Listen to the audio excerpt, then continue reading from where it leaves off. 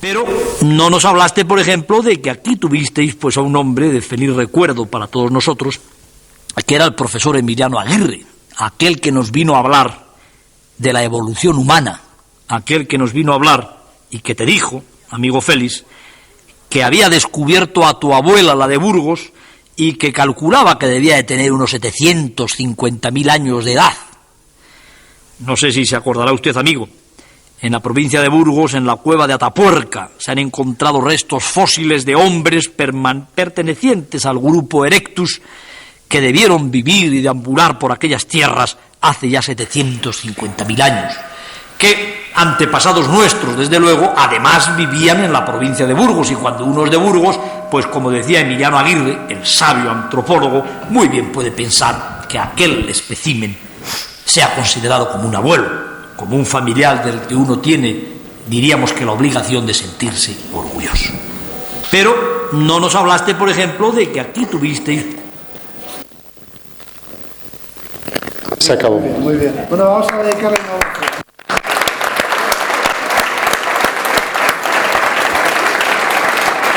Muy bien. Bueno, pues, buenas tardes. Estábamos comentando hace un momento qué poder de convocatoria, iba a decir tenía, pero hay que decir tiene, Félix, ¿no? Que pues, muchos años después de su desaparición sigue convocando a la ciudadanía, a la gente, pues en torno a los temas de naturaleza, de conservación, de lo que a él le apasionaba, ¿no? Porque vosotros habéis venido aquí por Félix, ¿no?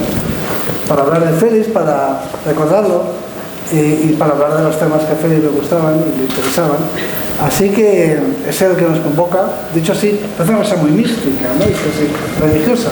Y no es el tono que le quiero dar, ni mucho menos.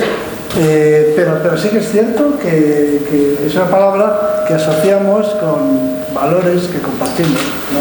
Es un hombre que defendió unos valores, algunos de ellos incluso podríamos decir que casi fue el que los creó, valores que luego pues han sido asumidos por la mayor parte de la población. Entonces son esos valores los que permanecen vivos, como siempre, ¿no? De las personas lo que quedan son pues esos aportaciones a la sociedad. Entonces eso hace que cuando estamos hablando de los temas de naturaleza, aunque no le tengan a él como argumento principal, pero termina apareciendo, no es que siempre está presente. Y hoy tenemos la suerte de poder debatir, de poder conversar acerca de Félix, de su época, de su tiempo que también es el nuestro, ¿no? Esa es la cuestión. Nuestro tiempo es este. Es una cosa que suelen decir, que solemos decir las personas mayores, ¿no? Cuando se tiene cierta edad, va y viene este sonido, cuando se tiene cierta edad, hay una tendencia a decir... Voy a apagar.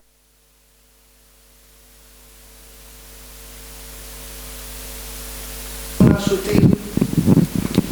interfiere. Yo he apagado el mío y ya está. Sugerencia de que vaya terminando, pero lo voy a hacer así. Estaba dando tiempo a que se arreglase el problema técnico.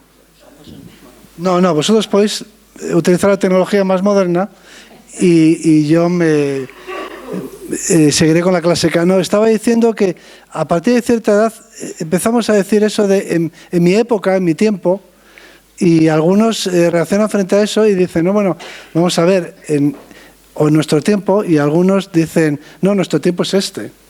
Tengas la edad que tengas, este es tu tiempo. Eso me parece que es la reflexión principal, ¿no? Que tengas 100 años, tu tiempo es el actual, el presente, en el que estamos viviendo. Pero eso no quita para que podamos recordar otros tiempos que precedieron al actual, y en esos tiempos estábamos nosotros también, los que estamos aquí. Y tenemos diferentes visiones de Félix, desde diferentes ángulos, desde diferentes regiones también de España, desde diferentes ópticas, diferentes tratos también con él, y bueno, y nos ha producido diferentes impresiones a cada uno de nosotros, como nos pasa a todos los que estuvimos en aquella época. Entonces decía que tenemos la suerte de contar con dos personas que saben mucho sobre Félix y más cosas, Félix y su mundo, Félix y aquel mundo, y entonces los voy a presentar brevemente y enseguida les daré la palabra, ¿no? Voy a empezar por Benigno Varillas, que también es uno de los personajes históricos en el mundo de la conservación y de la naturaleza española y del estudio, porque fue creador y director muchos años también de algo que es mítico, que es la revista Quercus, ¿no? Ya solo con eso pues ya habría hecho bastante, pero ha querido seguir y sobrevivirse a esa etapa que es la etapa, en fin, por la que le conocemos o la que le conocimos, que es esa revista, que es una revista que también cambió muchas cosas y que permanece y que sigue viviendo, ¿no? La revista Quercus también es histórica en muchos sentidos. Es uno de los grandes elementos del análisis histórico de la conservación de la naturaleza. Bueno, y luego él ha seguido su trayectoria posteriormente y, entre otras cosas, se ha convertido en biógrafo de Félix Rodríguez de la Fuente. O sea que es un profundo conocedor de esta persona. Yo le suelo decir a él que él es como San Pablo, porque no lo conoció en vida. Bueno, lo conoció poco en vida.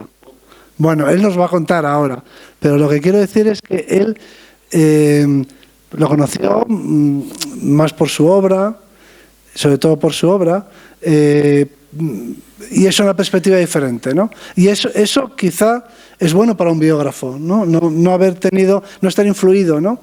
Y poder analizar con más objetividad, más frialdad, ¿no? De sus ventajas e inconvenientes. En todo caso, él es biógrafo y es el que más sabe de Félix. Sí. Se suele decir eso de los biógrafos, ¿no? Sí, es una cosa que se dice siempre. Este es el que más sabe de Darwin, este que más sabe. Y suele ser cierto que los biógrafos saben más del personaje frecuentemente que el propio personaje. Y cuando el personaje está vivo, y el biógrafo le tiene que recordar, no, eso fue en el año 72, porque el propio biografiado muchas veces se le olvidan las cosas. Pero para eso están los biógrafos, para recordar al biografiado cómo ha sido su vida y lo que él pensaba y lo que él quería, que a veces al propio biografiado se le ha olvidado. Bueno, este es Benigno Varillas. Y ahora voy a presentar, yo iba a terminar ya, o sea que no os preocupéis. Y ahora voy a presentar a Joaquín Araujo, que yo creo que le gustaría, no lo sé, pero seguramente prefiere que lo presente como escritor, no sé, naturalista, pero quizá escritor, ¿no? Escritor es una gran cosa, o sea que está muy bien.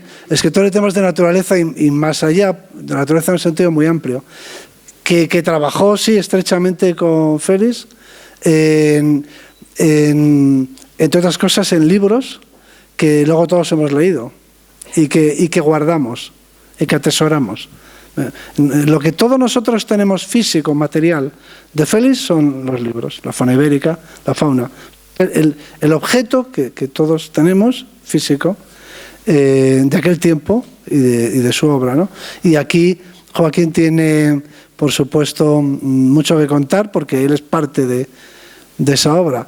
Y también luego ha tenido bueno, pues claro, eso es casi su infancia, ¿no? Y luego ha tenido una carrera muy dilatada y ha tenido mucho protagonismo en todos los temas de conservación y de reflexión y de análisis y de muchas más cosas, ¿no?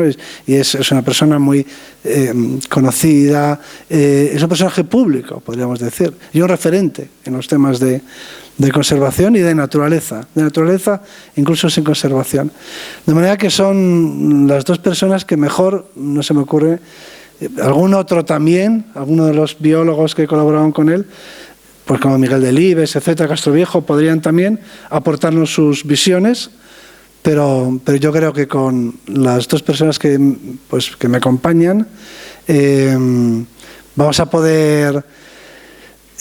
vamos a aprender mucho y vamos a conocer muchas cosas de Félix y en torno a Félix.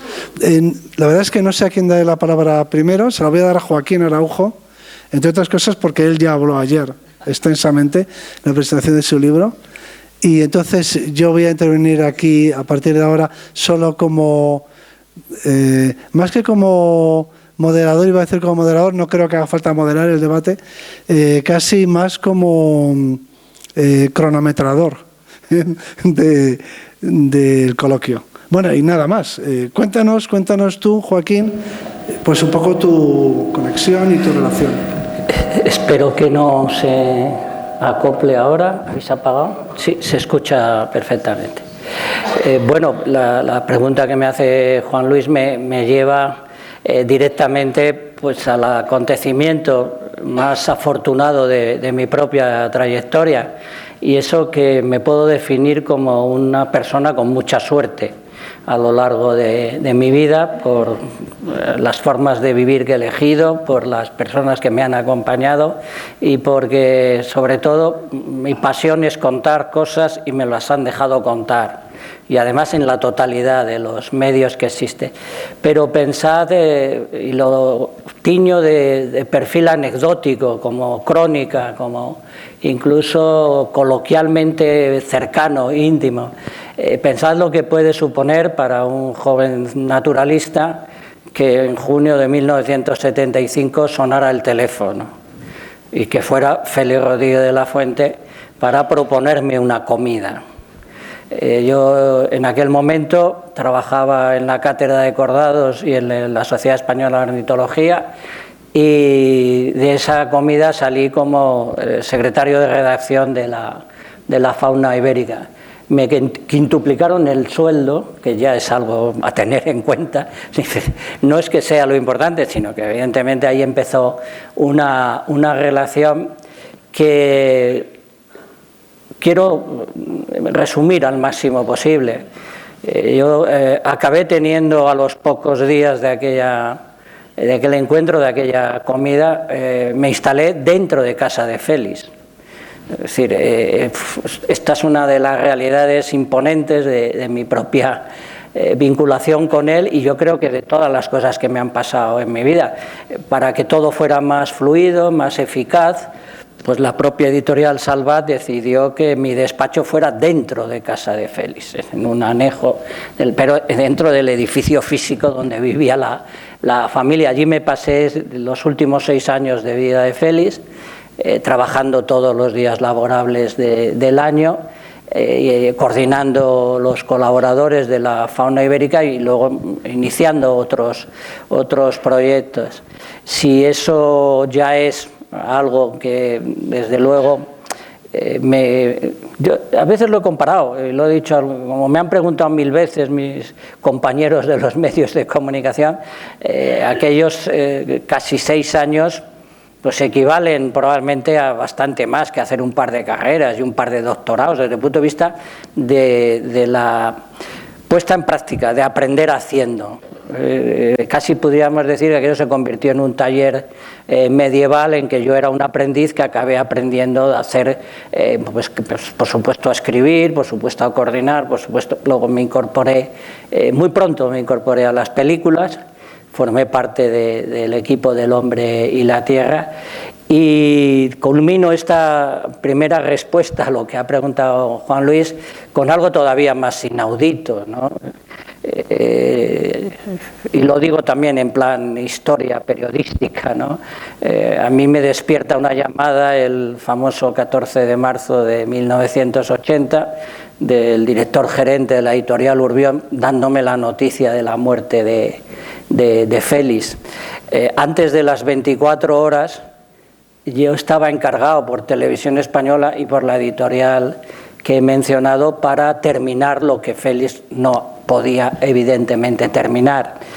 Y eso significa que pasé otros 4 años, hasta el año 84, terminando en un primer golpe las películas, porque solo eran 8 capítulos que quedaban sin terminar, y una enciclopedia que duró casi 4 años la redacción de la misma. Pero voy a terminar esta primera contestación diciendo que yo no sé tanto como Benigno de Félix, porque no he dedicado... Yo escribí 2 biografías pequeñas, con poca profundidad sobre Félix, pero sí le conocí le conocí en su casa, le conocí jugando con sus hijas, le conocí hablando con su viuda, le conocí en el campo haciendo cetrería, le conocí en los rodajes y le conocí pues gobernando la nave, en la que, por cierto, había un montón de marineros en muchos otros campos. Esto probablemente me sitúa en una posición, porque la mayoría de la gente no tenía la suerte de tener un contacto tan cercano. No es para tirar cohetes, porque evidentemente los 6 años que yo estuve yendo a su casa, pues el 80% de los días él faltaba. Él faltaba porque estaba en los rodajes, porque estaba dando conferencias y demás. Éramos una suerte de equipo de retaguardia. En cualquier caso, yo esta primera contestación la dejo así, porque yo quiero hablar en cuanto tenga oportunidad de volver a tomar la palabra, de lo que a mí me parece más sorprendente. Yo creo que Félix tenía unas destrezas, y voy a usar un juego de palabras que me parece muy oportuno. Tenía una serie de destrezas que le había dado la historia de la vida, y las convirtió en proezas, de unas habilidades en parte innatas, de algunas adquisiciones culturales. Acabó creando una gigantesca trayectoria que no dudo en calificarla de proeza, de las destrezas a las proezas. No te preocupes porque te preguntaremos por eso y por muchas más cosas. Hay varias preguntas que están en el aire y que no se van a quedar en el tintero. Una de ellas, ya la adelanto, es la de esa leyenda, no sé, urbana que se dice, pero que corre, de que Félix preparaba algo muy importante, un gran proyecto de televisión, supongo, pero algo más, ¿no? Algo más que eso, algo más que un programa de televisión sobre la evolución humana. Sí. Es decir, que quería hacer de la evolución humana, de hecho, su campo de actuación o su línea de trabajo, ¿no? Absoluta. Nos contarás luego. Pues vale, no lo contesto ahora, pero bueno. Pero porque ese es un gran tema. Lo confirmo. Sí, ahora de momento lo confirmo. Entonces ahora veremos qué cosas pensaba y cómo lo planteaba, que seguro nos resultará muy útil y que es pregunta importante en un museo de la evolución humana como este, ¿no? Donde nos interesamos por las divulgaciones, de hecho, a lo que nos dedicamos, y Félix es un hombre que tenía una magia irrepetible que no se puede imitar, ¿no? De hecho, creo que lo mejor que se puede hacer en el caso de Félix es no intentar imitarlo, porque es inimitable. Es decir, él tenía un don, un talento especial para la comunicación que seguramente nadie más tiene. Eso no quiere decir que sea, por supuesto era único en ese sentido, pero estoy convencido de que la divulgación se puede hacer, hay otros dones, hay otras formas de hacer las cosas, pero en la suya él era único y irrepetible, ¿no? Desde luego tenía una capacidad de comunicación como yo no he conocido nunca. No jamás he oído a nadie que tenga esa... Algún político ha habido tan seductor como él. Luego incluso podríamos hablar de eso, ¿por qué no? Grandes seductores de público, ¿no? Ya adelanto que, por ejemplo, aquel Felipe González de los años 80 también tenía ese mismo don, era un gran seductor, enamoraba, ¿no? Yo creo que Félix pertenece a esa estirpe en la que hay algunos más, pero muy pocos más, ¿no? Con esa capacidad de embrujar. Era un gran hechicero, era un gran chamán, ¿no? Era capaz de enamorar, era capaz de mantenerte pendiente de sus palabras, tenía una serie de cualidades que aplicó a este terreno. Pero sobre eso entonces tendremos que volver un poco más adelante. Pero yo quería ahora preguntarle, en esta introducción, la primera pregunta es acerca de cómo fue tu relación con Félix, ¿no? Luego ya pasaremos a tocar los temas. Y ahora le toca a Benigno que nos cuente cómo supo él de Félix y, bueno, cuál ha sido su relación, en pocas palabras. ¿Cómo fue mi no relación con Félix? Bueno, es muy interesante porque... Antes te he presentado, perdona que intervenga, te he presentado como el San Pablo de esta... No, especie de religión, y no está mal. Es una historia que nunca se abordó y es muy interesante, si queréis entramos en ella. Entra, por favor. Porque es algo interesante. Yo no soy escritor, así como Quine es un gran escritor, yo no sé escribir, no es mi oficio. Y cuando me encargaron la biografía de Félix, yo dije que no. Y yo, dos cosas. Una, no sabía escribir un libro. Y dos, yo no había nacido para escribir una biografía de nadie, sino para vivir mi vida. Yo quería vivir la vida de Félix, no escribirla. Y de hecho lo hice, ¿no? Porque me fui a África y anduve por ahí. Pero al volver, conocí la fundación y insistían mucho, ¿no? Que lo tenía que hacer porque había escrito unos cuantos artículos, entre otros uno de lo del chat cuando fuimos allí, y les gustó. El caso es que me pasaron 130 carpetones y las cintas de radio, que entonces no estaban... Bueno, fue en esa época. Yo empecé a escribir en el 2006, 2007 y estuve hasta el 2010 escribiendo. Y me planteé dos retos. Bueno, lo primero, deciros que cuando empecé a escuchar esas cintas, sobre todo la parte antropológica que tú mencionas, yo descubrí otro Félix. Yo tenía de él una visión negativa. Yo, habéis hablado mucho del Quercus, pero mi etapa profesional más importante fue en El País. Yo empecé en ese diario antes de que saliera a la calle, muy joven. Allí me crié, ¿no? Estuve 7 años en plantilla y luego otros 10 de colaborador. Escribí más cuando era colaborador que cuando estaba en plantilla, que me tocaba hacer mesa y esas labores que hacen los jóvenes en una redacción. Pero al tiempo yo llevaba los temas de naturaleza. Diario El País, 4 de mayo de 1976. Félix estaba vivo y coleando. Yo nunca entrevisté a Félix. Entrevisté a todo el mundo, a Ramón Tamames, a San Pedro, a todo el que hacía algo, yo le entrevistaba. A Félix no, nunca le llamé. Y fue por influencia de personas que fueron mis maestros, que fueron gente influyente, como Alfredo Noval, como Miguel Ángel García Dori, básicamente, pero también luego en Madrid con Pedro Costa Morata, que era el sobrino de Paco Raval, que le escribió que se decantara en contra de la energía nuclear y él dijo que quería ser neutral porque era verdad. Si él decía que era mala, ya aquí se había acabado el tema. El caso es que Araujo también, otros me hablaban de cosas de Félix que yo oía y yo había sido el típico niño que seguía estos programas con admiración y al llegar a Madrid, y ya antes, como digo, allí en Gijón, Alfredo Noval, que era un gran dirigente del ASEO, y no digamos nada, García Dori, que llegó a proponerle a Félix ser el secretario general de ADENA, le conocían bien, sobre todo Dori, y hablaban pestes de él, ¿no? Y otros amigos, Ernesto Junco, en fin, que había una especie de leyenda negra sobre Félix, que a un chico de 20 años, 21 años, yo tenía esa edad entonces, te abruman y dices, caray, pues qué fastidio, ¿no? Que, como se dicen, tu padre es un ladrón. Y tú, pues qué mala suerte he tenido. El caso es que yo, estando en El País del 76 al 80, solo le llamé en enero del 80, cuando murió, a un reportaje que salió ahí en el País Semanal. Pero él, ahora que examiné su obra para escribir esta biografía, descubrí que seguía lo que salía en la prensa, lógico, ¿no? Leía los periódicos, y entonces yo hablaba de Jean Dors y él hablaba de Jean Dors. Yo hablaba de no sé, o sea que había ahí un seguimiento que es por lo que yo interpreto que un día me llamó y me entrevistó él a mí. Eso da idea de la grandeza de esta persona, ¿no? Diciendo, este chaval, ¿qué le pasará, ¿no? Conmigo? Que no me llama, porque la obligación mía, 22 años, era llamar al maestro y decirle, oye, chamán de la palabra, quiero saber más de ti. Pero es cierto, ¿no? ¿Quién lo confirmará?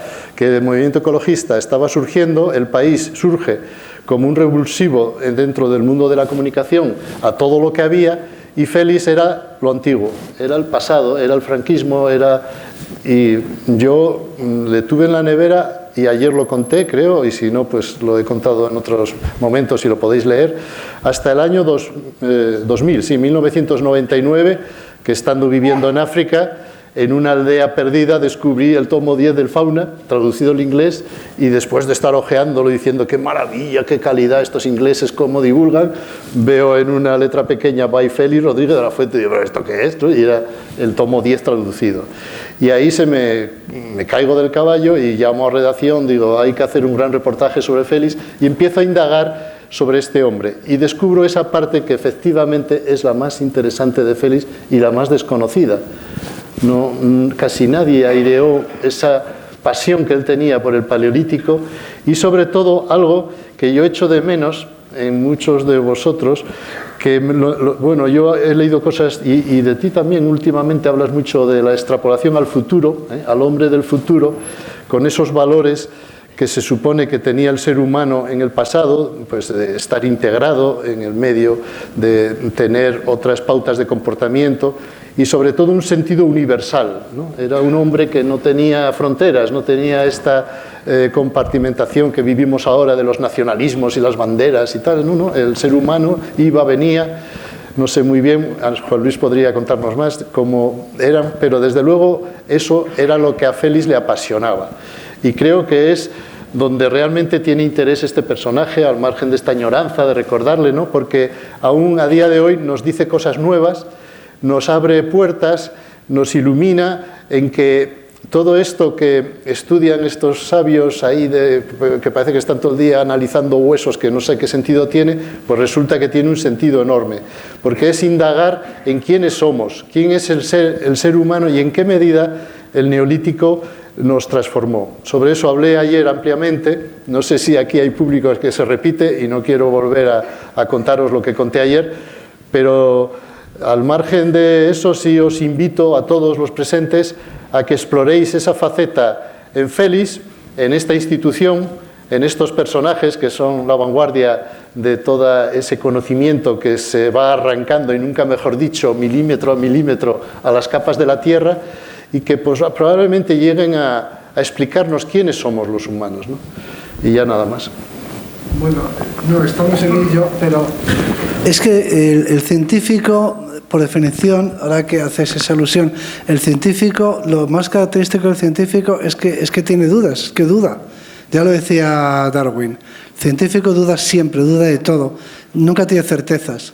De manera que nunca seremos gurús, en ese sentido, en el sentido del chamán, porque es que el científico no tiene ninguna seguridad en nada. Su trabajo consiste en dudar de todo. Los científicos nunca tenemos certezas. Recuerdo que me decía alguien que un biólogo nunca podrá ser un buen director de un parque nacional, porque es que tiene tantas dudas que al final no sabe qué hacer. No sabe si plantar una especie, es tan compleja la ecología, que si quitas unos árboles, entonces a lo mejor eso perjudica a no sé qué especie y al final se acaba extinguiendo el urogallo cuando tú pensabas que estaba beneficiándolo, eliminando a no sé qué especie, que luego finalmente por las complejidades de las redes tróficas termina perjudicando o lo que tú querías beneficiar. Es decir, los problemas a los que se enfrenta el científico son tan complejos que frente a esas complejidades nosotros lo que tenemos siempre es incertidumbre, ¿no? Dudas. Por eso investigamos, porque no sabemos. El científico es ignorante, que reconoce su ignorancia. Con esto quiero decir que nunca hablará como Félix un científico. O sea, el propio tono, ese tono del que cree, del que tiene una visión, del que cree saber algo, no es el tono del científico. Lo que no quiere decir que sea bueno ni malo. Una cosa es un líder social y de pensamiento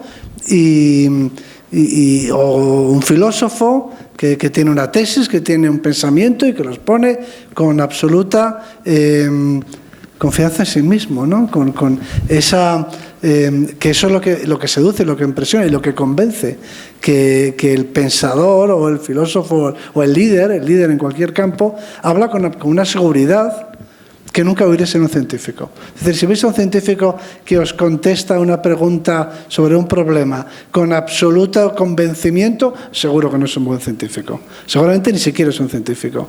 Si empieza diciendo, bueno, esa es la forma de contestar el científico, por lo general. Cuando alguien le pregunta, ¿usted cree que hay vida extraterrestre? Hombre, cuando empiezan, bueno, hay que ya puede ser interesante lo que diga.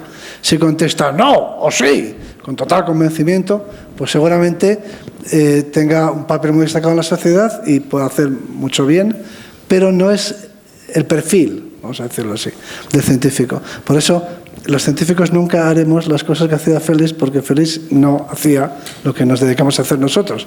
Y eso no es quitarle mérito, sino situarlo en su papel social súper relevante, que duda cabe. No me voy a extender en mis propias experiencias, pero cuando Félix estaba más activo, yo estaba estudiando en la Facultad de Biológicas de la Universidad Complutense de Madrid. Entonces yo podría contar cómo se vivía en una facultad de biología lo que hacía Félix, ¿no? Pero ese sería otro tema, ¿no? El mundo académico con respecto a la divulgación, que no es exclusivo de Félix, ¿eh? Siempre hay ese debate entre el mundo académico y otros mundos sociales, también válidos, que tienen perspectivas distintas. O sea, no creo que ese sea el tema de hoy. No voy a progresar por ahí. Efectivamente, me confirman las palabras de Benigno, que es como San Pablo. Incluso Félix le llamó para decirle, Saulo, ¿por qué me persigues?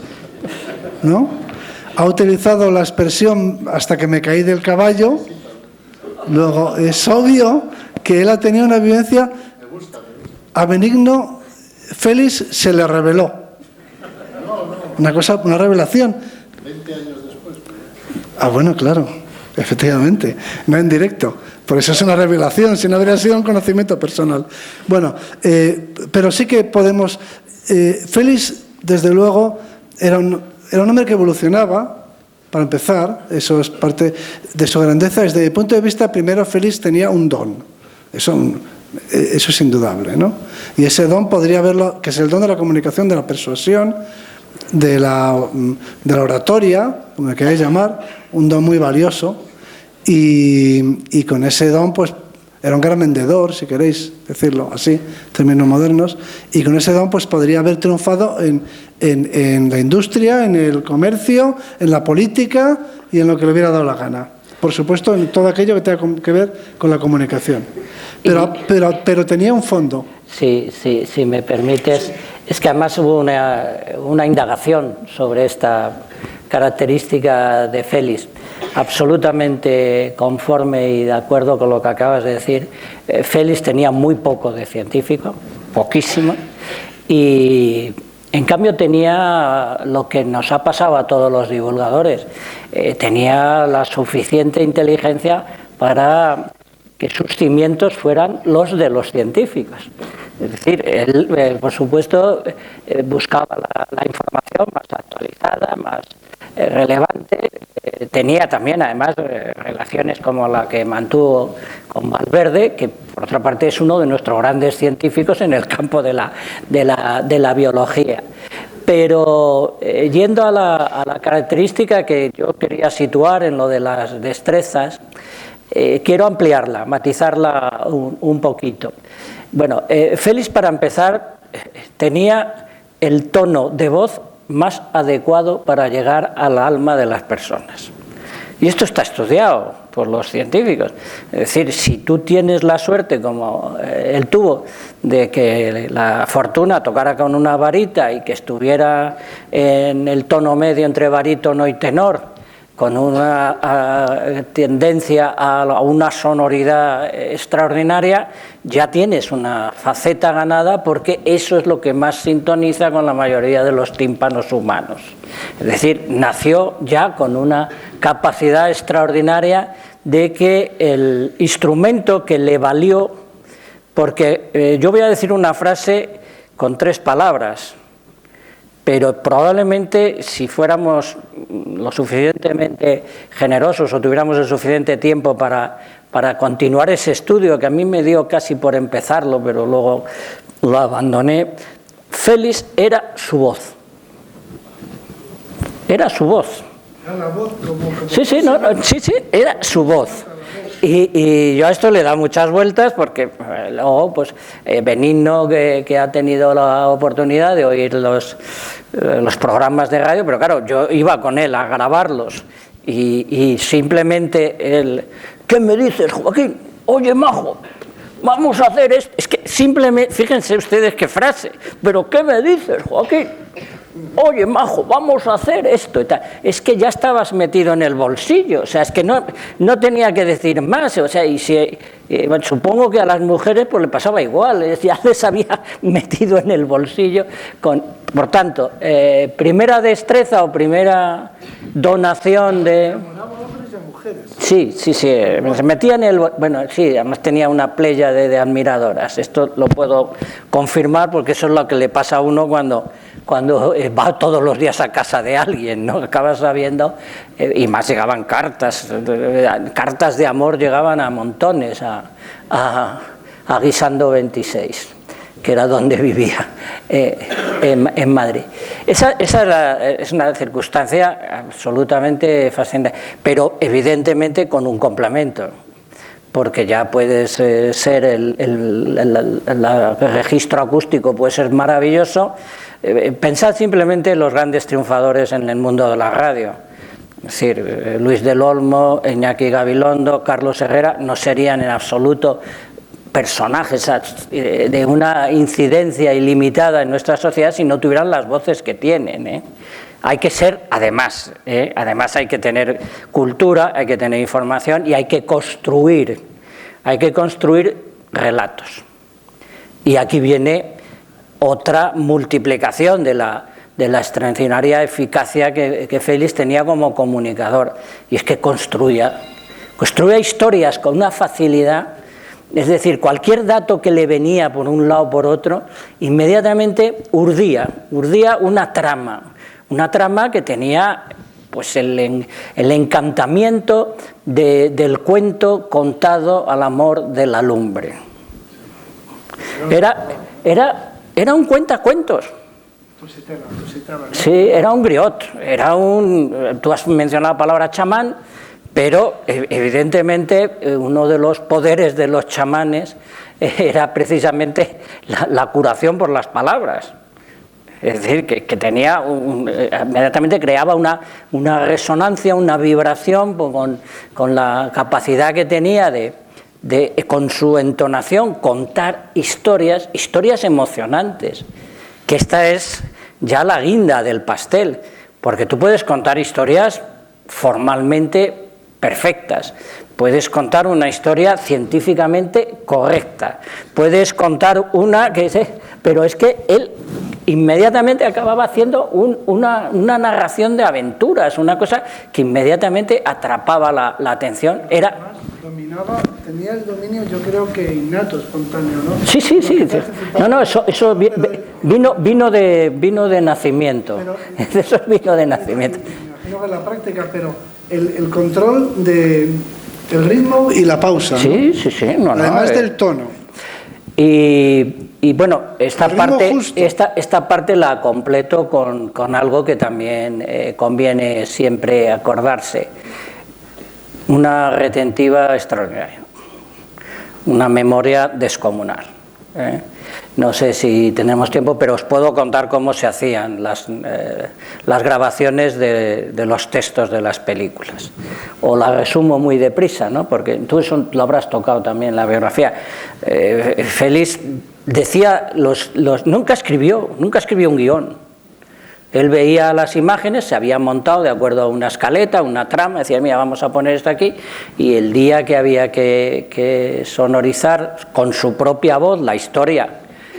Si alguna vez, ahora que están reponiendo, tenéis un ratito, escuchar, cerrando los ojos, evidentemente, las locuciones de Félix, y pensar que están dichas de memoria, de golpe, sin un papel delante. Y esto, los que hemos hecho cine, yo he tenido la suerte de hacer muchos documentales después, hay que valorarlo en función de que tú puedes contar una historia sobre el lobo, la jineta, el oso pardo o la mariquita de 7 puntos, evidentemente, pero lo que casi nadie es capaz de hacer en este mundo es saber en qué momento de tu frase eso va a coincidir con la llegada del animalito al fotograma exacto, ¿no? Entonces, voz, capacidad de narración y extraordinaria memoria. Estas son las destrezas de Félix, la catapulta, el trampolín, ¿no? Y eso, pues, ese es su talento. Por eso decía yo que Félix era un artista, pero de la literatura oral. Su tiempo exacto. de antes de la escritura. Él consiguió acabar la carrera, digámoslo aquí, entre amigos, porque pedía exámenes orales. Entonces... Pero hay una literatura oral, quiero decir. Es que desde que tenemos escritura... Y absolutamente cierto lo que tú has dicho, que por cierto, luego un departamento de investigación de audiencias de Televisión Española, en el que estaba mi hermano psicólogo, me comentó, es que se llegó a la conclusión, con una investigación de fondo, que Félix hubiera triunfado en lo que le hubiera dado la gana. Y hubiera triunfado incluso como médico odontólogo. Era convincente. Es decir, que hubiera convencido a media España que se sacaran las muelas con él. O sea, que esto es así, ¿no? Era muy convincente. Pero que si se hubiera dedicado a vender, no sé, imperdibles, se hubiera dedicado a vender ruedas de coches, pues también hubiera triunfado. Y no digamos si se hubiera dedicado a la política. Tuvo tentaciones, Yo soy testigo, delante de mí se le propuso entrar en política, entonces, y él, como era muy inteligente, dijo, no, quitad de mí este peso, ¿no? Y si se hubiera dedicado a la política, pues bueno, pues sí. habría ganado elecciones. Era muy convincente. Bueno, esos eran, digamos, sus dones, pero ahora veremos su obra, ¿no? Él tenía esos dones, esa capacidad para la comunicación oral, es lo que estamos diciendo, no para la comunicación escrita, no habría sido nunca un escritor. Sí, le costaba, además es que le costaba escribir. Pero porque su literatura era No, oral. es que le sobraba. Es más, a veces cuando se ponía él a hacer alguno de los capítulos de las enciclopedias, en absoluto se ponía a la máquina de escribir y mucho menos con la pluma. Él se lo dictaba directamente a la secretaria. Decía, Angelita o Victoria, decía, vamos a escribir. Y se ponía a dar paseos por el despacho, con lo cual me distraía mucho a mí, que tenía que escribir. Estabais ahí todos metidos. Y soltaba durante 1 hora y pico, estaba hablando y aquello... No, y estaba construido, ¿no? Sí, no, tenía... yo luego, muchas veces, yo revisé esos artículos y no había que corregir casi nada. Es decir, tenía como con los guiones, tenía su planteamiento, su desenlace, su desarrollo, su desenlace, y decía, bueno, y al final pues ha contado una historia sobre lo que quisierais, ¿no? Sobre las marmotas de los Alpes, y la ha contado, y ya está. O sea, muy bien. Yo quería preguntarle ahora a Benigno, porque todos sabemos la importancia que ha tenido Félix para los animales, para la naturaleza.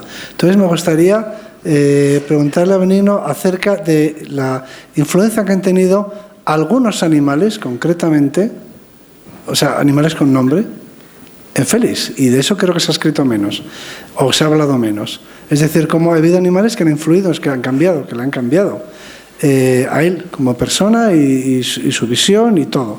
Por ejemplo, yo me acuerdo que en un programa de televisión que era de caza y pesca, que dirigía Agustín de Foxá. Jaime de Foxá. De Foxá fue el escritor, el hermano. Jaime de Foxá, de caza y pesca. Y él tenía una pequeña sección ahí. Y entonces yo era niño y lo vi en televisión y tenía en sus manos un cachorro de lince, Martina. Y dijo, un caminante por los montes de Toledo, de donde desaparecieron los linces y han vuelto ahora, curiosamente, años después. El monte de Toledo era el sitio donde había más linces de España. Luego desaparecieron y ahora se han vuelto a reintroducir y han vuelto a donde solían. Y dijo Félix, en directo. Lo bueno de la televisión de la época es que era en directo. Es decir, Félix, si no me equivoco, era en directo, ¿no? Sí. De manera que Félix nos estaba hablando y nosotros estábamos escuchándole como nos estáis escuchando vosotros ahora, porque la televisión era en directo. Y Félix dijo, una persona que caminaba por los montes de Toledo se ha encontrado este cachorro de lince y me lo ha dado. Y él salió en televisión, no sé si habéis visto esas imágenes. Sí. Salió en la televisión con el cachorro en las manos. Ese lince luego ese protagonista, porque es Martina, si no me equivoco. Sí, Martina. Y es el protagonista. Luego se escribieron muchas cosas sobre Martina. De la película, o del episodio, ¿no? Del lince ibérico, me imagino que es ese mismo. Y lo mismo cuando le trajeron los cachorros de lobo, que luego él troqueló, ¿no? Sí. O sea, esos, quiero decir, esos animales también a él le influyeron. Sí, sobre todo los lobos. Vamos a dejar la Benigno que nos cuente. Venga. Cómo el lobo, no como Félix cambió la visión del lobo, sino cómo el lobo cambió a Félix. Aquí en esta sala se está produciendo ahora mismo algo muy mágico. Yo en esta biografía de Félix, y sobre todo en esta segunda, este tema de la palabra, no me he atrevido a tocarlo en la dimensión que tiene, porque entra para mí en lo esotérico, en lo mágico. Y yo soy de la escuela de este hombre. La ciencia me ha maleado de tal manera que no soy capaz ya ni de imaginar cosas raras, ¿no? Pero me ha inquietado profundamente descubrir esto que tú acabas de ir diciendo. Pero piensa solo en una cosa. En dosis muy... Plácido Domingo no sería Plácido Domingo si no tuviera la voz que tiene. Es decir... No, y mucha otra gente. Es que, yo he descubierto cosas... es que hay que añadir la capacidad narrativa. Tú lo has dicho todo de una manera que pasa desapercibida para alguien que está atento a lo que estás diciendo. Lo has soltado todo. Otra cosa es que seas capaz de hilarlo con historias que van mucho más allá de lo que es lo aparente y elemental. Y es que efectivamente hay gente que cura con la palabra. Yo no lo creía, porque yo no creo en nada que no se pueda medir, pesar y contar. Pero he conocido una persona que lo hace, no lo he podido confirmar científicamente, pero desde entonces se me ha derrumbado mi arquitectura mental. Claro, si eso es verdad, que una persona es capaz de sanar a otra. Y cuando le pregunté a esta mujer de los Pirineos franceses, porque tuve que ir a conocerla, claro, cuando me contaron estas historias, dice, si yo no... ¿Usted cuándo descubrió que tiene este don? Dice, yo no tengo ningún don, una paisanina de 95 años, lo más inofensivo que he visto en mi vida. Y digo yo, ¿cómo que no tiene un don si me viene contando que usted hace estos milagros, porque son milagros, desde hace no sé cuántos años? Dice, no, yo no hago nada. Son ellos los que se curan. Y yo cada vez que ocurre me sorprendo un montón, me dice, yo no lo puedo ni creer. Pero ocurre, y es con una oración que le enseñó otro que nunca se puede escribir, porque yo dije, rápido deme el texto ese, y dice, no, yo no se lo puedo dar porque no está escrito, y si se escribe me han dicho que pierde su eficacia. Bueno, todo eso me inquietó profundamente, sigo sin creérmelo, pero bueno, ahí está mi amigo que le curó de una cosa que es incurable, y entonces tú dices, ¿cómo una quemadura se puede curar con una oración? Yo sigo sin creérmelo, porque mi mente es demasiado rígida, estamos ya totalmente atorados para lo nuevo. Pero desde luego, yo, al margen de estas historias, que casi ni entro ni salgo, me acordé de Félix. Y dije, tate, este tío nos tenía hipnotizados, nos tenía troquelados, estaba utilizando unas técnicas que posiblemente sean muy ancestrales. Y entonces, yo que me escuché las cintas tantas veces, para poder escribir su vida, resulta que ya después de haber publicado el primer libro, iba yo en el coche y enchufé una de esas cintas por entretenerme. Y sale justo una frase en la que la tengo ahí colgada de mi blog. Dice él, es que yo soy de la cultura de la palabra y buen trabajo que me cuesta. Porque es un ejercicio de memoria, que tú lo has dicho, constante, que tengo que hacer para retener la información y poder hilar historias, porque yo lo decía ayer, no sé cuántos estáis aquí que estáis ayer, ¿no? Pero que yo puedo contar lo que estoy contando porque lo domino, a lo mejor de algún bicho puedo contar también media horita, pero de 1000 temas, como él hizo entre la radio y la televisión, más los escritos y todo eso que dictó, eso ya supera la fantasía, ¿no? Entonces, este tema de la palabra que ha salido hoy aquí de forma espontánea, lo sacó Arzuaga, y tú has hilado muy fino, porque has dicho todo lo que yo hubiera querido decir y no me atrevía, es que es digno de estudiar. Y cuando tú has dicho que era único y que eso es irrepetible, pues lo he meditado, porque todo el mundo teníamos esa idea. Creo que es todo lo contrario. Es una escuela que se perdió, una escuela que él dice que viene del Paleolítico, que es chamánica, en la que la palabra puede servir para mil cosas, puede servir para curar, pero también puede servir para cambiar las mentes. Y he indagado, pero ya esa gente entra en estos temas, bueno, también porque rápido van como moscas todos los de lo esotérico a ellos. Este tío dicen que viene del mundo de la ciencia y hablan del poder de las frecuencias, de las ondas, ¿no?, que tienen en nuestra mente y es elemental. Y ahí entra el tema que tú me decías que hablara, de los animales. El tema de Félix con el lobo y con los halcones va mucho más allá de una anécdota. Es la capacidad, y él lo dice en algunas cintas, porque claro, Félix nunca llegó a elaborar su discurso y dijo que lo iba a hacer cuando volviera de Alaska, que se iba a centrar en la matilla, a escribir ese libro que él quería escribir, porque ya estaba bien de no expresar correctamente su discurso.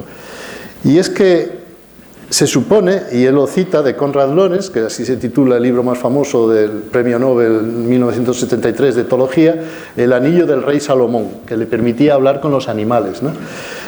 Eso, yo ahora que he indagado diversos autores, he descubierto que Azara, que Darwin, que otros que son más desconocidos, como Thomas Bridge y Gusinde, lo dicen de estos paisanos, y yo mismo lo vi con los Hatsabé.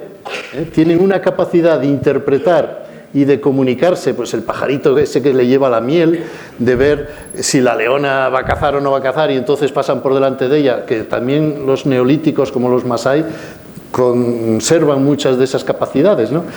En el conocer, y es normal que así sea, un cazador-recolector que está todo el día con los depredadores sabe perfectamente si le va a atacar, si no lo va a hacer, e incluso sabe aliarse, que es lo que se llama en biología la simbiosis, con otros animales para alcanzar una optimización del gasto energético para adquirir una presa. Entonces, Félix sostenía, aunque no lo llegó a decir con claridad, pero lo dice en algunos momentos, que en el Paleolítico el hombre fue un aliado del lobo en la caza, pero no de un lobo domesticado, sino de un lobo salvaje que iba mano a mano, y parece ser que los bosquimanos llegan a tener estrategias de caza con las leonas, que yo eso no he profundizado en ello, pero hay muchas otras estrategias de caza con otros animales, ¿no? Con los delfines, con los cormoranes. Bueno, el cormorán al pobre ya le ponen una argolla, pero sí con las aves de presa. La cetrería no deja de ser, pues eso, un mutualismo en el que el ave de presa sabe que va a comer sí o sí, y entonces, bueno, pues va siguiendo al hombre y le levanta las presas, se las caza, y al final se establece ahí unos vínculos que, al margen ya de este tema práctico de adquirir energía a través de la alianza con otros depredadores, en el caso del ser humano, que para eso tenemos inteligencia, llega a entender, bueno, pues otra vez volvemos a temas un poco esotéricos, ¿no? Esa capacidad de comunicarse con la energía que tiene el planeta, la vida, entender qué es la vida, entender qué es la inteligencia. Él siguió mucho a Rémy Chauvin, que está muy desprestigiado porque es un entomólogo francés que un día se le ocurrió decir que creía en los ovnis, y ahí la lió, ¿no? Porque es un científico, no lo puede decir en voz alta. Luego también mencionaba mucho, diciéndolo, porque Félix habla que este Chauvin estaba en entredicho, y también dice, y el pobre, y habla de él muy lastimeramente, de Teilhard de Chardin, que hablaba de la nosfera y del planeta y el pensamiento global del universo. Y aún diciendo en la radio que este Teilhard pues estaba cuestionado y que era una persona que ni estaba con la ciencia ni estaba con la religión, pero que decía cosas interesantes. Él ponía la oreja a este pensador, que el hombre en su buena voluntad quiso aunar dos cosas difíciles de aunar. Pero sí es verdad que llegó muy lejos en entender qué es el cerebro humano y en qué medida la comunicación puede llegar a generar un nuevo modelo de sociedad. Eso ellos no lo podían ni soñar, que se llama Internet y la sociedad de la información, en la que se están rompiendo esas barreras y se está generando otra forma de pensar, que es difusa, no es lineal, que es otra manera del ser humano que nos va a llevar a otro, yo pienso, no sé qué opinas tú, a otra civilización, ¿no? Porque a medida que se están desarrollando estos potenciales, vemos cómo se derrumban primero cosas elementales como la banca, ¿no? Como las agencias de viaje, como los periodistas, que ya estamos todos en el paro, pero detrás de eso vendrá la política, vendrá la enseñanza, vendrá las formas de entender el mundo, ¿no crees tú? Yo no eso, pero no es el momento de hablar, pero lo traemos aquí a Carbonell, Benigno forma parte de una categoría, una especie, un taxón que yo llamo de los que piensan que, abro comillas, algo maravilloso va a ocurrir, ¿no? Siempre algo maravilloso va a ocurrir. Entonces yo soy de los que creo que nada maravilloso va a ocurrir, ocurrirá lo que nosotros hagamos y nos propongamos hacer, y que será maravilloso si nos empeñamos en que lo sea. En fin, no tengo visión, yo no soy un hombre con visiones de futuro, ¿no? Que ven cosas y que... Benigno sí, y Benigno...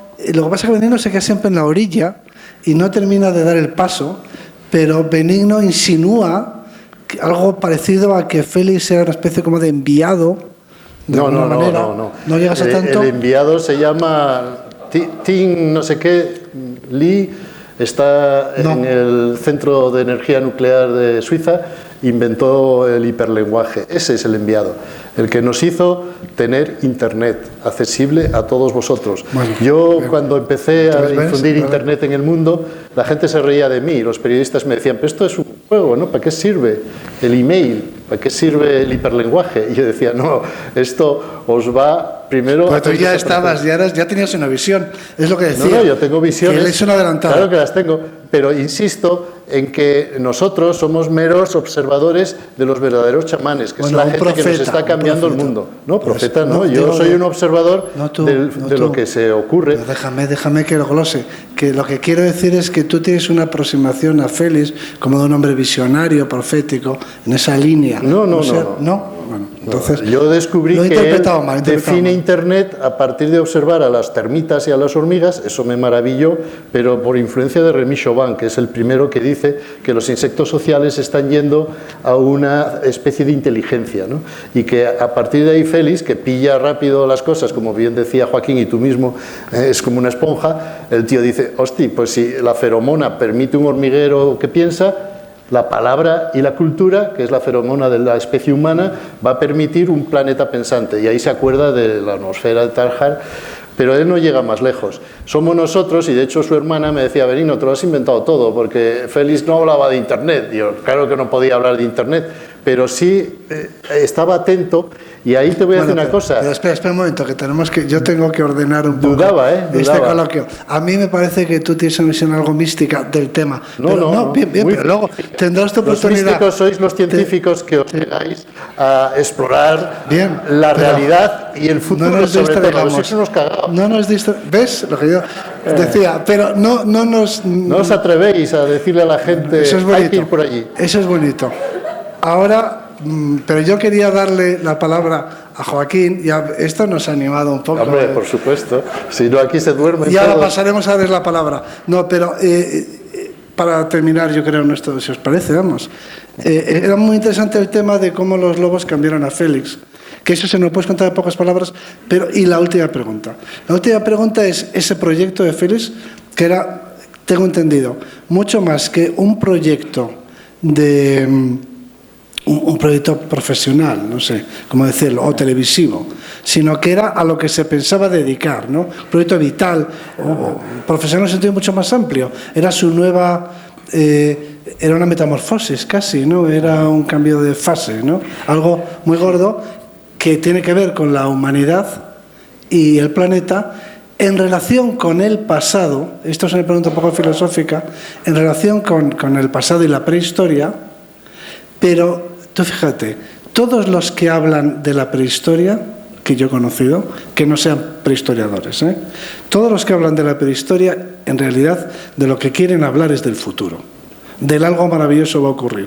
Es decir, todos los que miran hacia atrás, de verdad lo que quieren es hacernos una propuesta para la evolución futura del ser humano. Están mirando hacia adelante, ¿no? Miran hacia atrás para darle como credibilidad a la visión, pero la visión es una visión orientada hacia el futuro.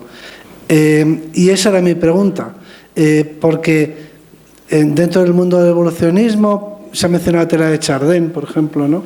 gente que tenía ideas acerca de cómo había sido la evolución, si la evolución tenía un objetivo o un propósito, si se debía o no, algunos decían acelerar la evolución. En la época de Félix eso no era posible, pero ahora podemos modificar genéticamente al ser humano. Es decir, que de acuerdo que le interesa el pasado, pero estoy seguro de que, como a todos los que les interesa el pasado, que no son paleontólogos, lo que más les interesa es el futuro. Entonces, ¿qué futuro, aparte de la conservación de la biosfera y demás, si él tenía alguna lectura sobre eso, o a quién seguía, o a quién le influía? O sea, danos un poco una pincelada un poco filosófica para terminar. Sí, podemos, sobre todo, establecer un proceso de evolución dentro del propio Félix. Félix tiene una fascinación por el mundo natural que lo ha literalmente absorbido casi por ósmosis en su contacto infantil con la naturaleza. Luego, la cetrería es absolutamente determinante para espolearle. Es más, pensad que él, si no hubiera ganado el concurso mundial de cetrería en 1965, a lo mejor no hubiera llegado nunca a ser lo que fue, porque fue lo que le convirtió en famoso, ¿no? A través de una portada en el periódico ABC. Por supuesto, inmediatamente es un naturalista que absorbe todo y además el factor de fascinado que tiene que proteger lo que le fascina, que no le pasa a todo el mundo. Esto es fundamental, porque eso sí que crea una escuela, es decir, el no conformarse con el estudio, la divulgación, el poner en conocimiento de la sociedad lo que a uno le gusta, y que lo cuenta muy bien porque le gusta mucho, ¿no? Inmediatamente hay que incluir el compromiso. Es una faceta ya de la protección de la naturaleza, es una faceta de filosofía moral, ¿no? Pero aproximadamente ya cuando estamos en la mitad de los 70, que es cuando yo me incorporo, Félix empieza cada vez más a leer cuestiones de prehistoria, cuestiones de evolución humana. Y bueno, él llegaba a decir que lo que había que ser en esta vida era un cromañón. Llegaba a decirlo con estas palabras, que tú lo habrás encontrado en algunos programas de radio y en algunas cosas. ¿Qué significa eso? Que hay una comprensión, entiendo yo, sin haber profundizado en este tema, simplemente algunas conversaciones sueltas, e incluso, bueno, su mesa estaba presidida por una pintura de cromañones. Él todos los días tenía delante una pintura de un grupo familiar de cromañones que iban por plena naturaleza en plan de caza, ¿no? Era lo comentaba a veces. Bueno, es que el hombre prehistórico no se había disociado, es decir, era unidad con, no existían los pronombres personales, por decirlo. Es decir, el hombre prehistórico se identificaba con lo que tenía delante y especialmente con algunas especies animales. Y desde luego su proyecto vital en los últimos tiempos era pasar directamente a hacer divulgación en la misma categoría, en la misma escala de lo que había hecho con paisaje y fauna, con naturaleza y animales, dedicado a la antropología. Y especialmente a lo que vosotros hacéis, a la paleoantropología. Eso está. ¿No tenía una visión, un proyecto para el futuro de la humanidad? Sí. Yo no tengo personalmente, estoy intentando encontrar en mi memoria. Porque, por ejemplo, yo estaba ahí en esos años, el activo, y son, por ejemplo, empiezan muchos movimientos tipo New Age. Es decir, que se mueven muchas cosas en el terreno de el fenómeno Gaia, por ejemplo, es de esos años. Sí. La idea de que el planeta Tierra es un organismo, un superorganismo. Es decir, se están moviendo muchas cosas y el fenómeno hippie, sin ir más lejos. O sea, la gente está planteando posibilidades para un futuro de la humanidad pero otros están... Ahí yo no le pillé ninguna faceta ni New Age ni hippie. Yo como sí que lo era, o sea, yo cuando tenía 22 años sí que era de esa cultura, me hubiera percatado, supongo, yo no quiero poner la mano en el fuego porque se me han podido escapar muchas cosas a pesar de esa vinculación y de esa cotidianidad, ¿no? Pero bueno, un contacto directo personal en muchas ocasiones, ¿no? No, lo que sí que creo que se puede afirmar es que le preocupaba extraordinariamente nuestro momento civilizatorio. Eso es absolutamente claro. Sin ninguna propuesta, ¿no? ¿Cómo? Bueno, las propuestas son las de, pues eso, de reconciliación con el mundo de la naturaleza, e intentar que esto es muy importante porque lo que sí que hay una escuela mucho más en el lado de la filosofía y de la literatura en nuestro país que en el lado de la ciencia, lo que nosotros podemos presumir de tener muchos precursores de lo que hoy podemos llamar pensamiento ecológico o sensibilidad hacia la naturaleza, es decir, que nosotros entroncamos con una línea de pensadores que van desde el romanticismo bien entendido, el krausismo, toda la generación del 98, eran unos grandes admiradores y su canto a la naturaleza es permanente y llega hasta el 27 y se interrumpe con la guerra civil. O sea, por ahí, por el lado filosófico de encontrarse con la naturaleza y valorarla, incluirla, no digamos en el sistema educativo a través de la institución libre de enseñanza, eso lo tenemos los españoles, pero no, eso no se le puede adjudicar a Félix en absoluto. Y sí le preocupaba mucho, y su faceta proteccionista, pensemos en que él es el que más directamente está con la Estrategia Mundial de Conservación de la Naturaleza en el momento que se presenta por primera vez en España. Fue uno de los últimos actos públicos que hizo en vida.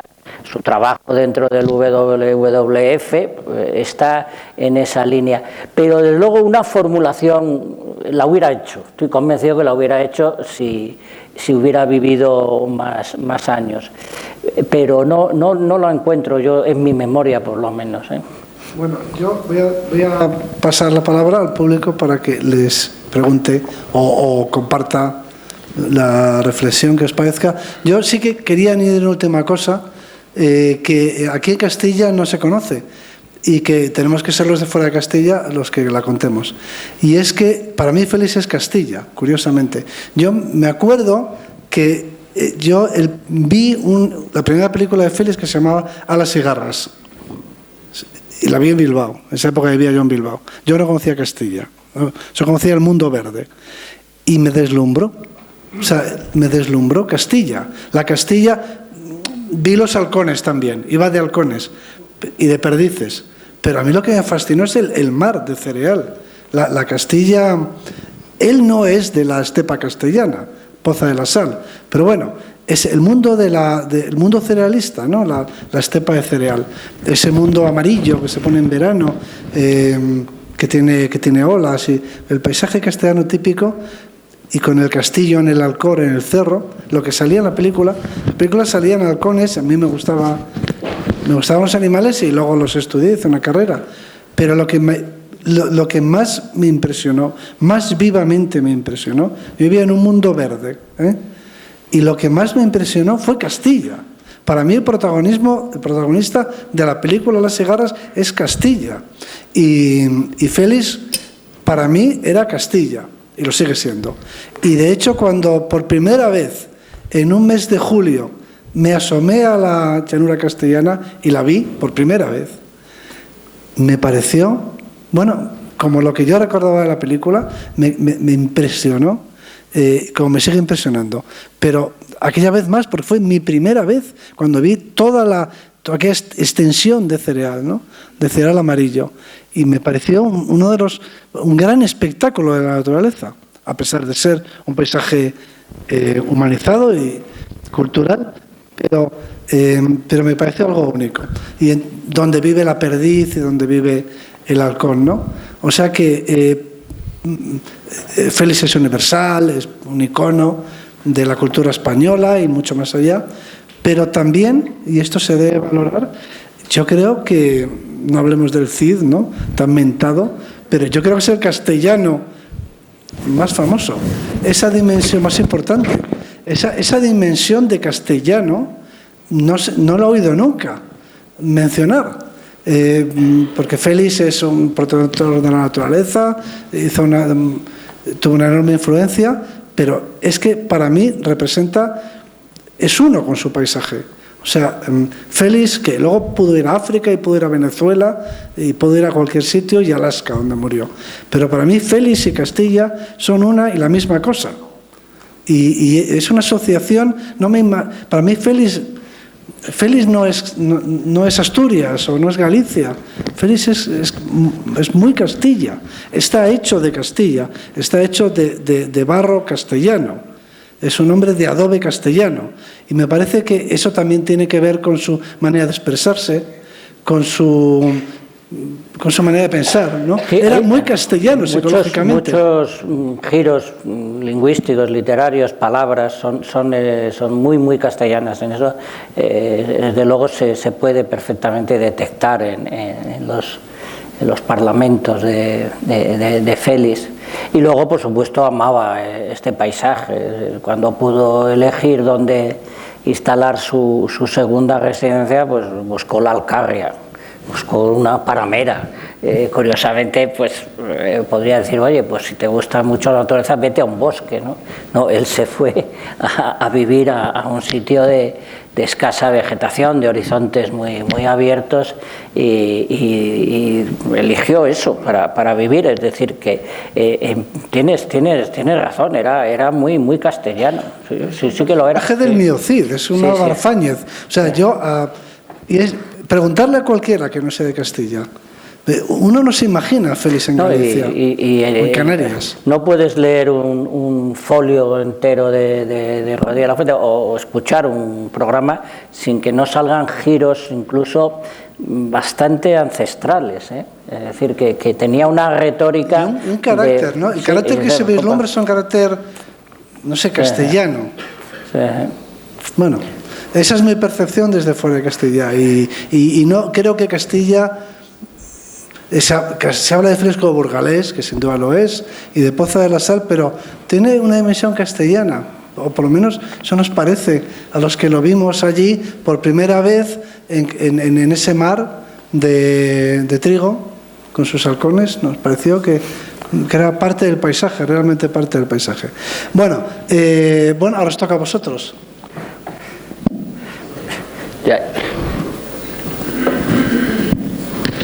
Hola, muy buenas noches a todos. Primero agradecer la presencia aquí de estas tres personalidades, que para alguien que se ha formado en medio ambiente como yo, pues es todo un privilegio.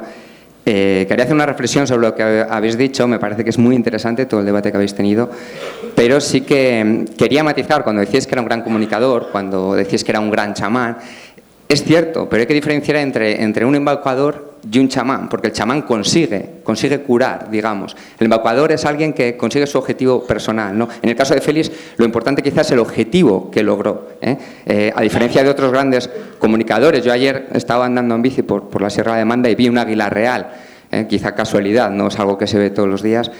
Quizás sin Félix no hubiese estado viendo ese águila real, porque logró que muchas especies, que eran alimañas entonces, entre otros muchos objetivos, ¿no?, hoy estén protegidas, y eso es algo muy importante. Su logro, no ya solo es el embaucador, que podríamos hablar de muchas figuras, mismamente hace poco pues Obama, ¿no?, que era un excelente comunicador, que tuvo el Premio Nobel de la Paz, pero que hubo muchísimas guerras, ¿no?, protagonizadas por el país que gobernaba, ¿no? En el caso de Félix logró el objetivo, y creo que eso es algo en lo que también se debe hacer incidencia con lo que nos nos tenemos que quedar, que por supuesto que era un gran comunicador, si no, no hubiese conseguido eso, ¿no? De hecho, en un programa que hubo hace poco muy famoso de Félix, en el que intervenía Benigno también, se dijo que tenía que haber una cátedra en todas las facultades de periodismo, ¿no? Centrándose en Félix, porque es algo mágico cómo ha sabido comunicar, ¿no? Y luego, bueno, en lo último que ha dicho ahora Arzuaga sobre Castilla y Félix, bueno, tú como madrileño también te considero castellano, no de fuera, pero bueno, es otro debate, castellano nuevo, ¿no? Digamos.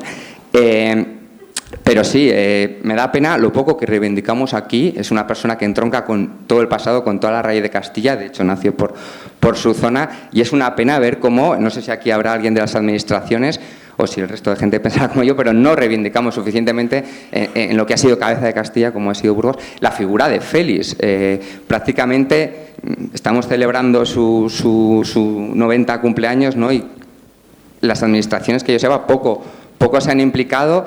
Es una figura importantísima, pienso yo, ¿no? Para el comercio. Es una figura a nivel mundial, universal, ¿no? Y muy poco la reivindicamos en nuestra tierra. Tendríamos que estar orgullosos, ¿no? Hablabais de lo bien que sabía hablar una lengua que ha nacido en nuestra provincia, ¿no? Como es el castellano, que se desarrolló aquí, que se fue expandiendo poco a poco, ¿no? Porque no hay un origen propio para ninguna lengua.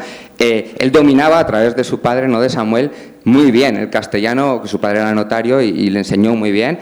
Y luego él pues tenía ese don con el que nació, como dice Araujo, ¿no? Pero se tienen que juntar un montón de factores para dar a una persona de la dimensión de Félix, de estar en el sitio adecuado, en el momento adecuado, pero también tener esas capacidades para trascender como ha trascendido su obra, que la tenemos hoy en día y que hace que haya tanta gente hoy en día aquí viendo esto, y más porque no habrán podido venir, ¿no? Bueno, pues solamente era eso.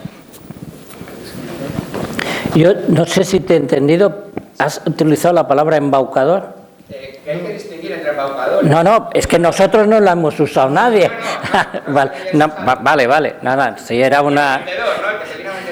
No, pero yo sí he dicho que si se hubiera dedicado, y Juan Luis lo hemos dicho los dos, es que era tan buen comunicador que si hubiera dedicado a otras cosas, pues también habría tenido una incidencia notable, sí.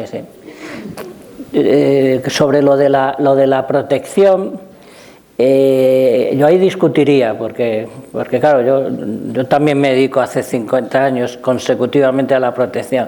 Hay logros, evidentemente, pero ya quisiéramos que se hubieran logrado los objetivos, ya quisiéramos.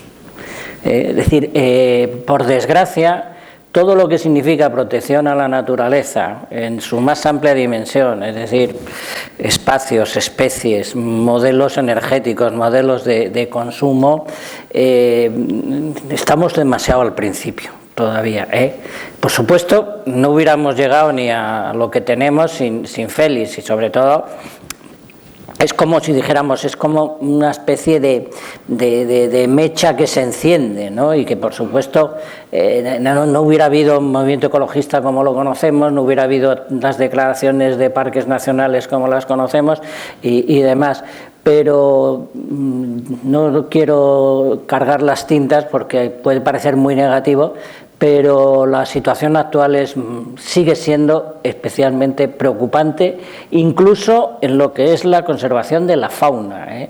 Es mucho más preocupante las grandes enfermedades ambientales. No quiero lecturas muy malas hoy, pero es un principio, pero que seguimos al principio. En protección de la naturaleza seguimos al principio.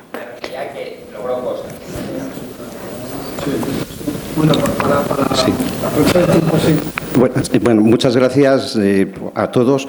Yo me quedo con lo que es la palabra esa que Félix, entre otras personas, ha sido y es una mecha, porque a mí también, para mí vosotros sois también una mecha, una campanita de vida.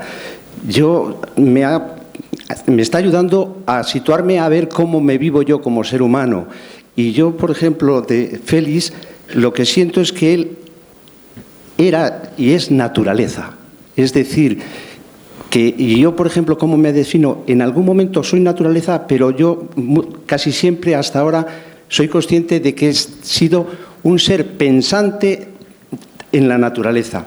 Tanto es así que, en fin, en definitiva, yo me noto eso, que esto me está ayudando a ver qué tipo de vida llevo. O sea, yo no diferencio, por ejemplo, también cuando se habla de un resto, hoy mismo me suscita que el encontrar un resto me gusta, y además lo siento, que es un ser con 900 millones de años. Es decir, es un presente, y es lo también de Félix. Yo creo que él vivía en el presente, de tal forma que ese mismo presente le hacía compartirlo. Y sus palabras, yo también, para mí, a mí me llegan y me llegaban y me siguen llegando, porque él, creo que esa palabra venía desde un sentir de vivirlo, de observar, porque la palabra observación es el estar presente, por lo menos para mí. Y desde ahí, a mí me ayuda a perder el miedo a querer cosas diferentes, de eso de que si necesitamos más apoyo de entidades y demás.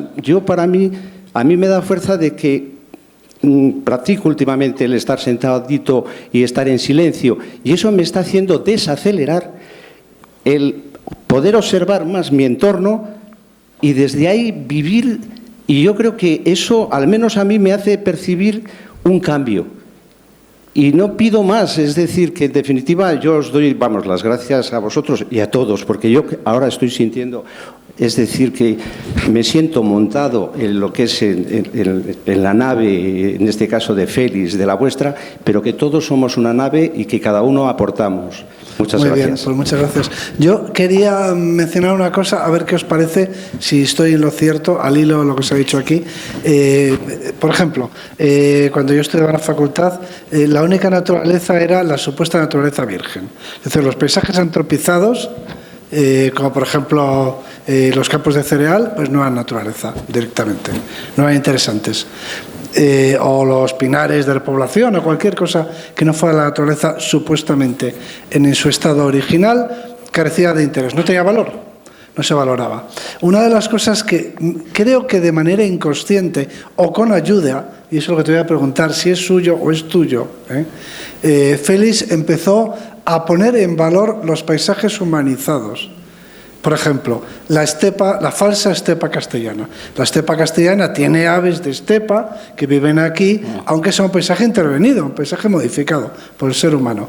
Pero que un trigal, que para un biólogo de la época purista, como éramos todos, cuando éramos jóvenes, un trigal era artificial por definición. O sea, cualquier paisaje que no fuera natural no valía nada directamente. Encontrar que un trigal tiene valores y que en realidad toda la naturaleza está más o menos modificada por el ser humano y que finalmente lo que cuenta es esa relación más o menos armoniosa, según se consiga, entre el ser humano y sus actividades y las culturas también que tienen relación con la naturaleza y el medio, ¿no? Entonces, eso sí me parece muy moderno en Félix, y sospecho que es en parte de Araujo, sospecho que es en parte suyo, y me parece muy moderno en el sentido de que se valora ahora mucho más de lo que se valoraba entonces.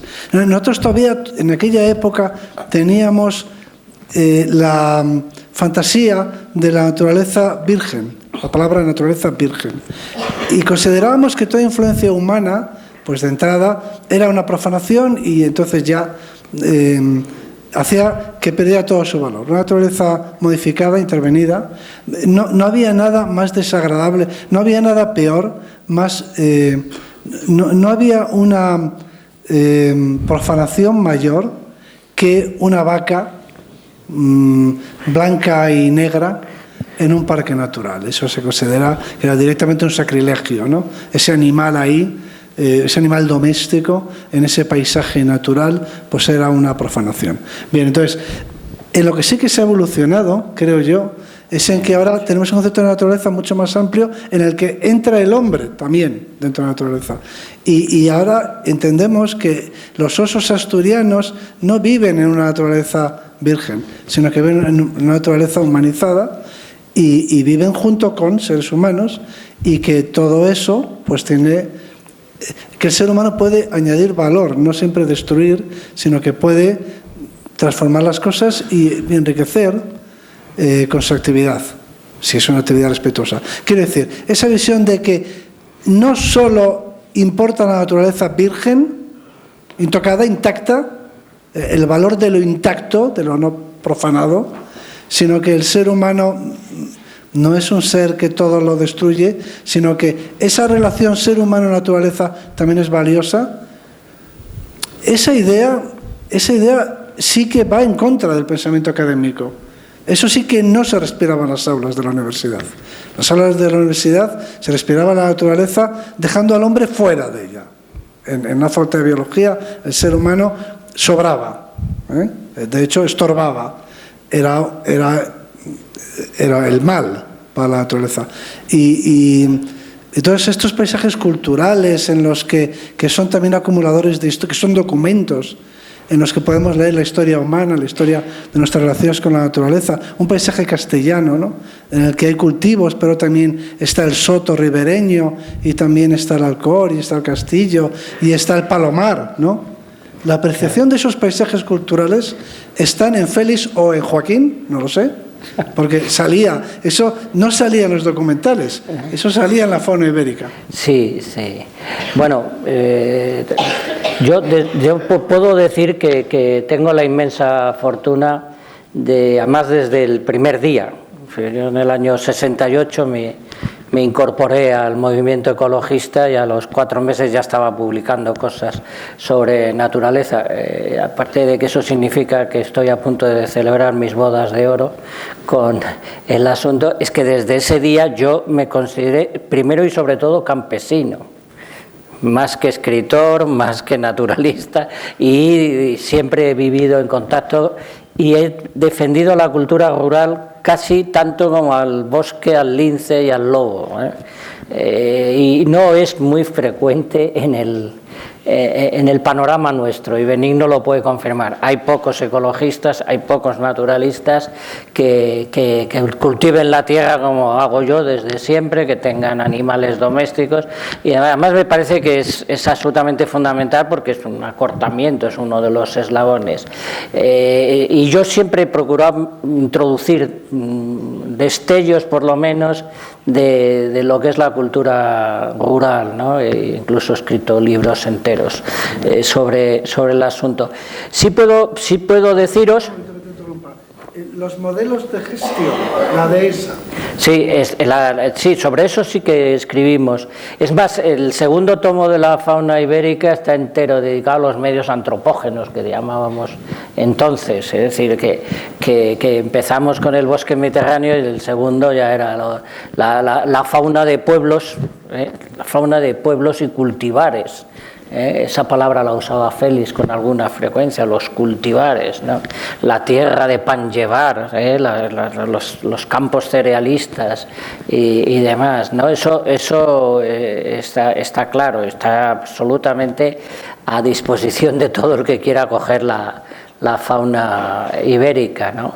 Y tú incluso tenía, precisamente por cetrero y porque le gustaban las grandes falsas estepas españolas, los campos abiertos, tenía una cierta afinidad con la fauna de esos medios, ya muy modificados por el ser humano. O sea que en realidad sí.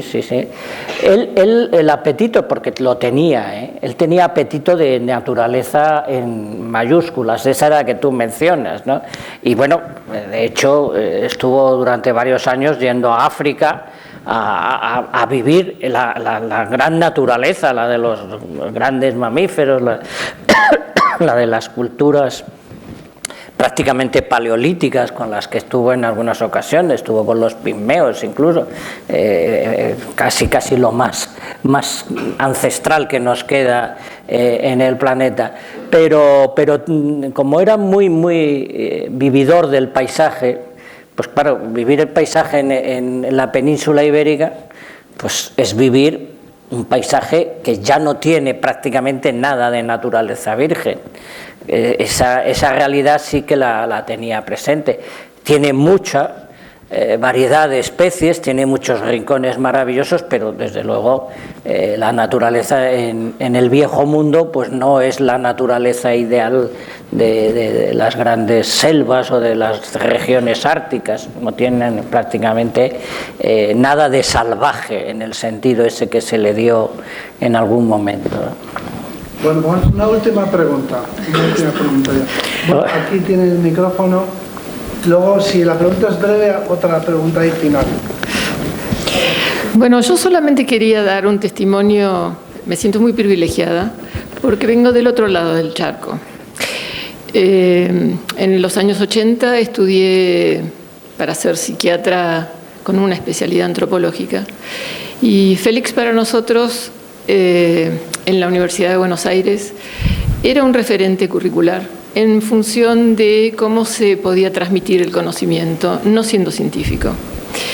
Y realmente yo tengo gratos recuerdos de esa época, porque sin la aspiración científica transmitía enormes valores humanos, de cómo mantener la curiosidad y el espíritu de aventura fundamentalmente. Y entonces vaya un homenaje y un reconocimiento desde el otro lado del charco. Muy bien, muchas gracias por esa aportación.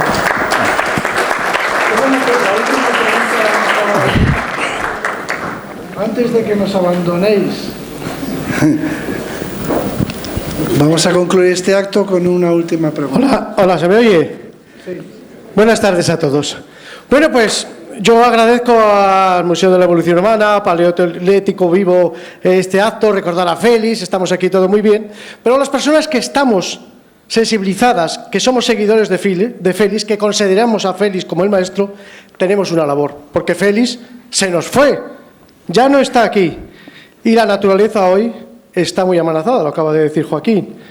Fíjate, ya Félix, en una de sus palabras, Benigno, en una de sus, que dedicaba a los vencejos, un episodio en eso de Radio Nacional, decía que él se quería marchar también allá al último rincón del cielo, porque veía que desaparecían los vencejos, porque veía cómo se reconstruían hoy las casas, lo que está pasando, y no se dejan los huecos. Se reconstruyen palacios, tal, y no se deja ni un hueco ni un beso para que vengan los vencejos a criar. Eso, bueno, está sucediendo. Ya lo veía, decía Félix, y así está sucediendo. Y la estepa esta cerealista que dices, José Luis, bueno, es que no es solo el trigal. El trigal es con sus lindes, con sus amapolas, con su azulejo, con su diente de león. Pero hoy esto está desapareciendo, porque la sociedad productivista, consumista, lo que quiere es producción, producción. Lo decía ayer con Benigno. Ahora mismo va a empezar la primavera. Toneladas y toneladas de pesticidas, herbicidas van a arrasar todos los campos. Tenemos una primavera actualmente, ya no es la primavera que viste tú aquella vez, o sea, la estepa que viste tú aquella vez, cerealista con sus amapolas. Es una primavera sin color. Sí, todo verde, dedicado a la producción. Pero ¿qué está ocurriendo? Como esto sigue así, bueno, puedo citar muchísimas cosas. Por ejemplo, el tema de educación. Por favor, profesores, inculcar el amor a la naturaleza. Hoy en muchos pueblos, antes a la golondrina se la tenía como un ave privilegiada. Hoy, este nido que ensucian, a tirarlo. Está ocurriendo. O sea que, ojo, porque esto vamos a un deterioro de la naturaleza y de todo. Y todos los que estamos aquí, profesores, todos en nuestra humilde profesión, en lo que sea, tenemos que, pues eso, que seguir las lecciones del maestro. No quiero enrollarme más. Gracias. Voy a despedir el acto, yo creo. Bueno, agradeciéndoos que hayáis compartido con nosotros estos recuerdos y reflexiones. A mí me parece que Félix sí que hizo real lo que es y ha sido y será siempre el lema del movimiento conservacionista, ¿no? Eso de piensa globalmente y actúa localmente. Félix tenía una preocupación global sobre la naturaleza y su actuación local en nuestro país pues fue muy importante, con lo cual cumplió con los dos mandamientos, ¿no?, del conservacionismo. Y eso es lo que podemos decir de él. Y nada más, muchas gracias, hasta la próxima vez.